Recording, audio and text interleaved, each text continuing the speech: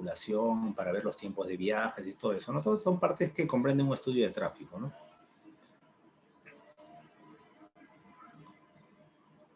¿No? Después van a haber otros aspectos, situaciones donde si existen en zonas urbanas sus accesos, suficiencia de la capacidad de la infraestructura, ¿no? Van a ver si la vía, pues en base al tráfico, las carreteras se abastecen o no se abastecen, ¿no? Vamos a ver en base al IMD, si es que, digamos, de repente, en este momento, pues tienes una vía de 4 metros de ancho nada más, pero sin embargo la cantidad de flujo de vehículos pues es más de 100 o 200 vehículos por día, entonces pues ya tu proyecto ya no va a ser, no va a quedar en ese, digamos, en ese rango, ¿no? Ya tu proyecto va a tener que crecer y para esa cantidad de vehículos ya no vas a necesitar pues una vía de dos carriles, ¿no? Una de subida, una de bajada.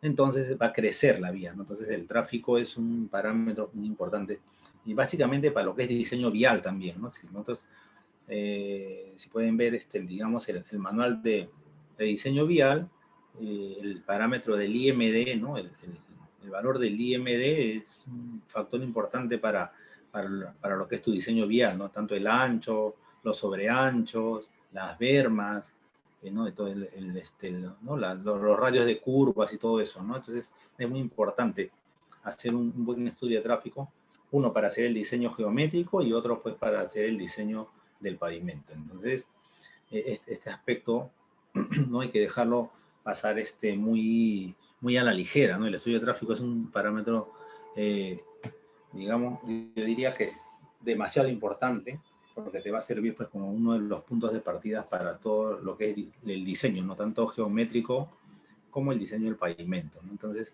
por ahí es el tema del estudio de tráfico que hay que tenerle bastante consideración y bastante énfasis en esta parte, ¿no? Para poder empezar con un buen parámetro y empezar y tener luego un buen diseño, ¿no?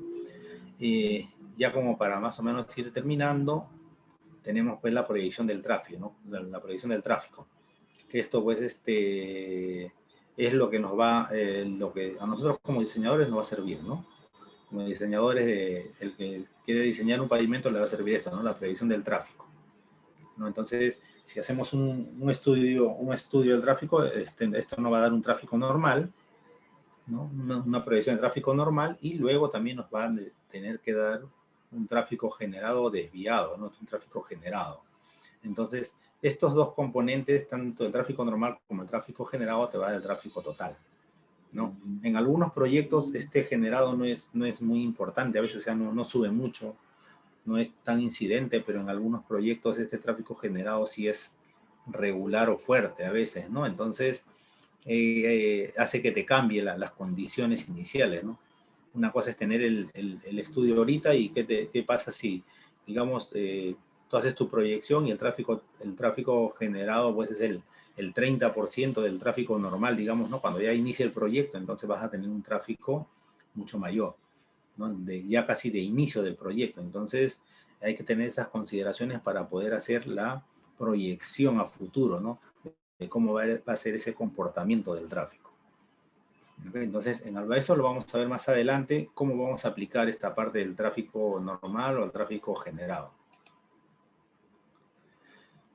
Listo, entonces un estudio de tráfico básicamente va a tener tres partes, ¿no? Toda su composición, todo el estudio, toda su estadística, ¿no? Va a haber una estadística, van a ver los factores, ahí en el estudio de tráfico se va a determinar, pues, ¿no? Las tasas de crecimiento, tanto para tráfico ligero como para tráfico pesado. Entonces, eso se determina en el estudio de tráfico, ¿no? O sea, cuando uno va a hacer una proyección, en el estudio de tráfico tienen que estar esas tasas, ¿no? Bien indicadas, ¿no? ¿Cuál es tu tasa de crecimiento, tanto para tráfico ligero como para tráfico pesado, ¿no? Y con esas tasas uno va a hacer luego la proyección, ¿no? Y esta es la parte que nos va a interesar, esta es la parte, digamos, para nosotros lo importante, ¿no? La proyección de este tráfico. ¿No? Entonces vamos a hacer unas definiciones acá, antes de entrar directo al punto que pienso que a ustedes les interesa más, ¿no? Lo que es volumen de tráfico es el número de vehículos que pasan por un determinado punto, ¿no? O lugar de la calzada o carril de la carretera en un periodo dado, ¿no? Ese es un volumen de tráfico. Una estación de control o de conteo Es un punto donde se efectúa la medición de estos volúmenes de vehículos, ¿no? Vamos a tener también tramos homogéneos, como les decía, no son secciones de carretera con características geométricas o volumen de tránsito similar, ¿no? Son tramos homogéneos, ¿no? O sea, por eso les decía, vamos a tener 2 o 3 tramos de repente, ¿no? Son tramos homogéneos, porque van a haber en cierto sector un tramo de un tránsito similar, digamos, igual, y así van a ir variando, ¿no? Van a ir variando. Entonces, son tramos homogéneos. Vamos a tener un tránsito normal que corresponde al tránsito que utiliza la vía en condiciones presentes, o sea, actuales, cuando haces el estudio, ¿no? Y esta va a crecer en función de diversas tasas de crecimiento, ¿no? Esto se va a obtener por el conteo y clasificación vehicular. Luego va a tener un tráfico desviado, y este tráfico desviado va a corresponder para el tránsito que utiliza otras vías y que como consecuencia del nuevo proyecto se desvían, no, pero mantienen el origen destino, ¿no? O sea, esto básicamente se da a...